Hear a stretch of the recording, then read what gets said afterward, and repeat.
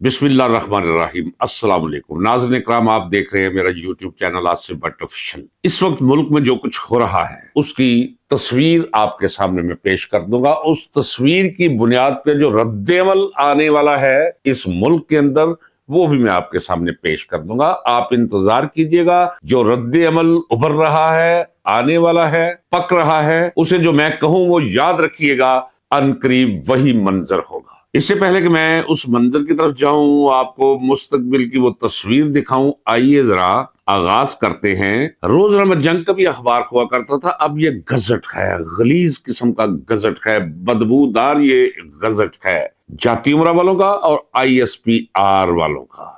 सुहेल वड़ैच ने कल एक कॉलम स्पुर्दे कलम। सुहेल वड़ैच चलता फिरता गंद का एक ट्रक है। बज़ाहिर वो आपको इंसान नजर आता है, लेकिन यकीन जानिए कि ये कोई एक पूरे ब्लॉक का अगर साला बोल ब्राज इकट्ठा किया जाए, सारा कूड़ा करकट इकट्ठा किया जाए और वो किसी डंपर के अंदर रख दिया जाए तो उस चलते फिरते डंपर का नाम सुहेल वड़ैच है। क्या इंसान इस कदर भी घटिया, गलीज और छोटा हो सकता है कि जिसके सामने मुल्क में ये सब कुछ हो रहा हो और उसे खुदा ने लिखने का हुनर भी दिया हो और वो सच ना लिखे? जब भी बोले हर जी शऊर और जी गैरत शख्स को उसके लिखे एक एक लफ्ज से बदबू और सराहना महसूस हो। कल कॉलम इसने लिखा रोजनामा जंग में, उन्वान था सियासत का मसला फीसा गौरस। सियासत का मसला कोई लग्गा नहीं है, कोई ताल्लुक नहीं है, कोई वास्ता नहीं है उन्वान और तहरीर का। बस तहरीर क्यों लिखी गई है, आइए नाज़रीन इकराम मैं आपको जरा बताऊं। शीन एन मीम, यानी शीन शहबाज शरीफ, एन इमरान खान और मीम मरियम नवाज।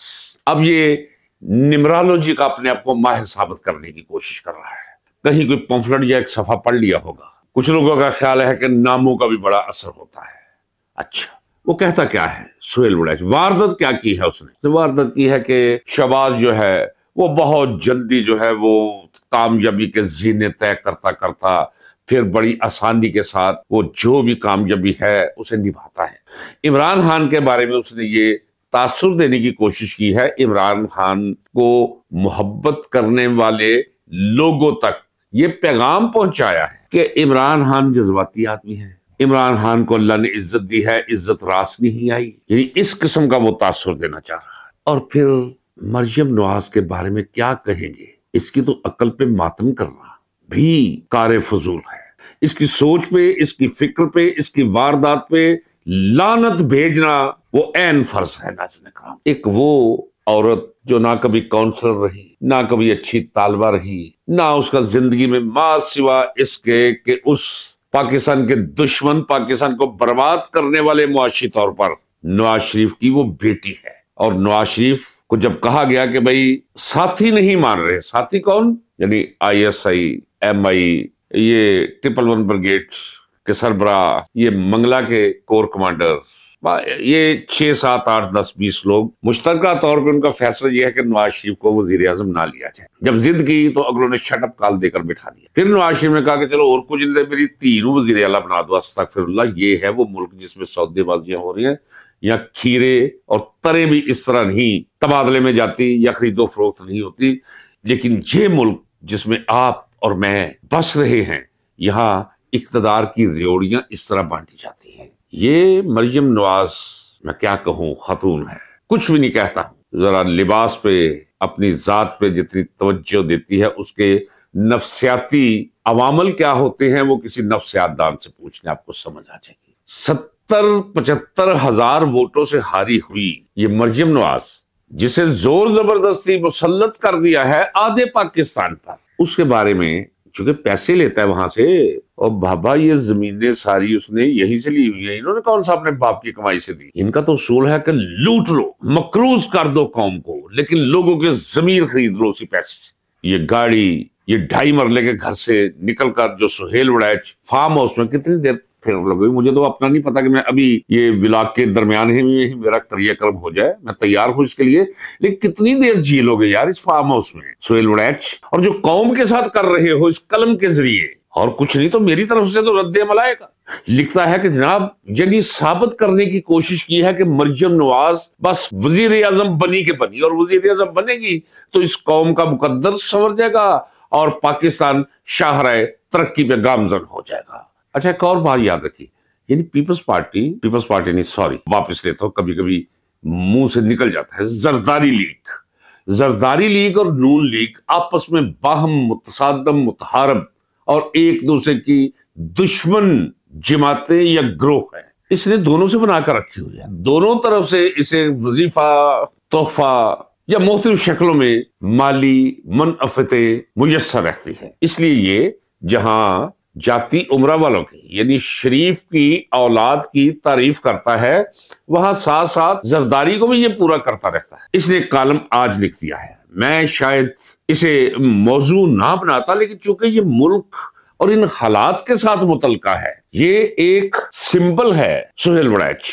बाकी यहाँ फिर रहे हैं कई सुहेल वड़ैच फिर रहे हैं, मुजीबुर रहमान शामी भी अब थोड़ी थोड़ी, चूंकि उम्र के उस हिस्से में अब थोड़ी थोड़ी तारीफ भी करनी शुरू कर देगा, बेड़ा गर्क करवा के अपना पूरा हिस्सा डाल के। ये इनकी वारदात होती है कि 27वीं आईनी तरमीम पे थोड़ा सा बोल पड़े, लोगों ने कहा वाह जी ये तो गैरत जागी। गैरत शायद कोई नहीं जागी, उसी जगह पे कायम है जिस जगह पे उन्हें खड़ा किया गया है। ये जिद्दा चंगड़, ये सलीम साफी, ये मुबशर लुकमान, ये सारे लोग, यानी ये गंद से भरे हुए डंपर सुहेल वड़ैच की वारदात देखी, यानी गौर कीजिए। मैं वो सतूर आल में बाला के पाकिस्तानियों में खुशी की लहर दौड़ गई है। वो कौन है? इन्हीं कायद आज़म मोहम्मद अली जिन्ना से लेकर फातिमा जिन्ना, जुल्फ़िकार अली भुट्टो, बेगम नुसरत भुट्टो, जिनके नाम लिए हैं उसने, मलक मिराज खालिद, ये जितने भी स्पीकर मर चुके हैं, जितने भी वज़ीर आज़म मर चुके हैं, जितने भी इस मुल्क इस कौम के लीडर मर चुके हैं, यानी वो सब आलम बाला में मौजूद हैं। और ये वहां से फिर कर आया है और इसने आकर इतला दी है कि पाकिस्तान में जो कुछ हो रहा है बहुत खुश है। मोहम्मद अली जिन्ना बहुत खुश है, जुल्फ़िकार अली भुट्टो बहुत खुश है, और नुसरत भुट्टो ने कहा है कि मेरा बेटा बिलावल जो है वो तो उसने तो जनाब रुकावट पैदा कर दी है। उसकी क़यादत देखिए कि एनएफसी अवार्ड जो है उसमें जो नजरें थी, इनकी नजरें उन्होंने बिलावल ने हटा दिया उस पर से। यानी पूरे की पूरी एक वारदात और गलाजत है। चले कुछ सवालात हैं नाज़रीन इकराम, आज ऐसे तो ऐसे ही सही आपको ये समझने की जरूरत है कि ये जो कुछ भी इस मुल्क में हो रहा है, इसमें सिर्फ ये फौजी क़यादत नहीं और ना ये फार्म 47 के बतन से पैदा हुए गलीस जिन्हें आप हुक्मरान कहते हैं वो मसला है। असल जो मसला है वो सहाफत है, ये गंदी सहाफत। चले ऐसे करते हैं, सुहेल वड़ैच से चंद सवाल इस कौम की तरफ से, मेरी तरफ से नहीं, ये आपकी तरफ से सवाल है। चलिए ऐसे करते हैं, 9 मई जब इमरान खान को गिरेबंद से पकड़कर घसीटा गया और उसके रद्द अमल में अवाम मुश्तिल हुए और सड़कों पर निकल आए, और सड़कों पे बिल्कुल गलियां हो जन सुन जुजाड़ा दे विच मिर्जा यार फिरे, ना कोई फौजी था, ना कोई संतरी था और ना ही कोई और। हाँ, इमारतों पर ऐसे लोग मौजूद थे जिनके फुटेजेस के अंदर चेहरे हैं, जो लोगों को कह रहे थे निकलो, पकड़ो, आग लगाओ, दरवाजे तोड़ो, और वो सारे के सारे मौजूद है, उनमें से कोई एक नहीं पकड़ा गया। फिर अवाम थे, मुश्तिल अवाम। फिर ये 9 मई के बारे में सवाल, अगर मुझे इल्म है कि ये बाकायदा तौर पर एक स्क्रिप्ट था जो जहनों में लिख लिया गया था। और इसका आगाज कब हुआ था? इसका आगाज हुआ था लंदन प्लान 2, जबकि ये भगौड़ा अभी वही छुपा बैठा था, नवाज शरीफ। तो आपके जनरल आसिफ मुनीर को बुलवाया गया था, ठीक है जी आप रिटायर हो गए, हम आपको जो है वो चीफ ऑफ आर्मी स्टाफ बनाते हैं,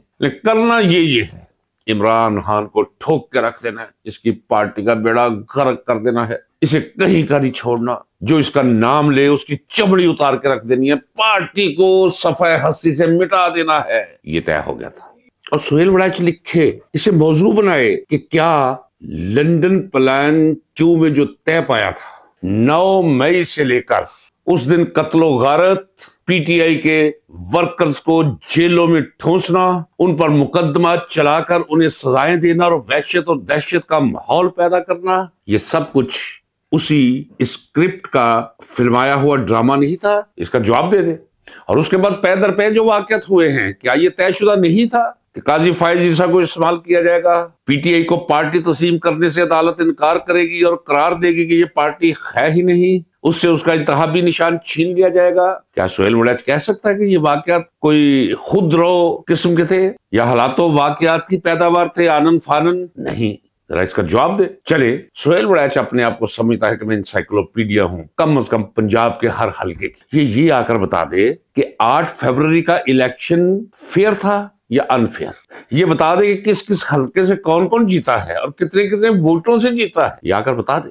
और फिर ये बता दे कि ये जो 47 नंबर फार्म के गलीज वतन से पैदाशुदा हुकूमत है, फार्म 47 की, जिसे 47 नंबर हुकूमत हम कहते हैं गधों की, ये हलाल है या हराम, ये जायज है या नाजायज, इसका जवाब दे दे। चलिए, ये अंदाजे के तौर पे बता दे कि नवाज शरीफ जीता था या हारा था। यास्मीन राशिद से, ग्वाल मंडी से, इसका जवाब तो लिखे। क्या शहबाज शरीफ हारा हुआ नहीं? ये कह दे कि नहीं, जायज तौर पे जीता था, कह के तो देखे। ये मरियम नवाज, इसके कैलिबर के बारे में बताए। क्या ये यूनियन काउंसिल की चेयरमैन के काबिल भी है? ये क्या कभी काउंसिल भी रही है?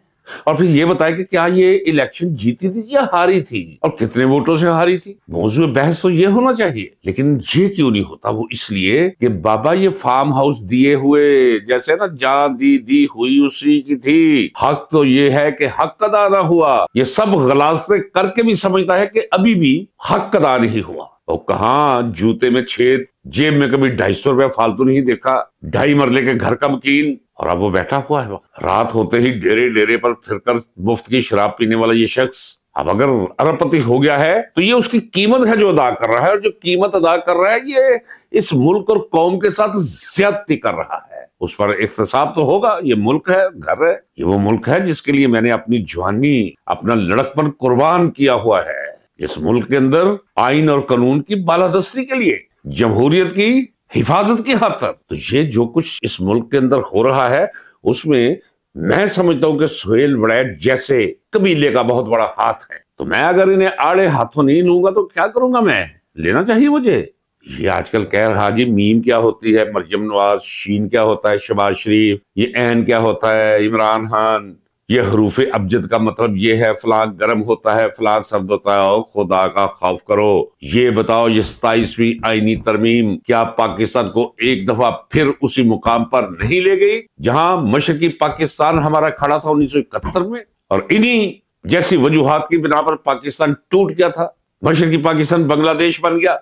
क्या इसे दिखाई नहीं दे रहा, महसूस नहीं हो रहा कि पाकिस्तान फिर टूटने जा रहा है 27वीं आईनी तरमीम की वजह से? अगर गैरत हो तो मौजू ये होना चाहिए कि फौज की सियासत के अंदर इस कदर मुदाखलत 26 करोड़ आवाम की गैरत को चैलेंज है।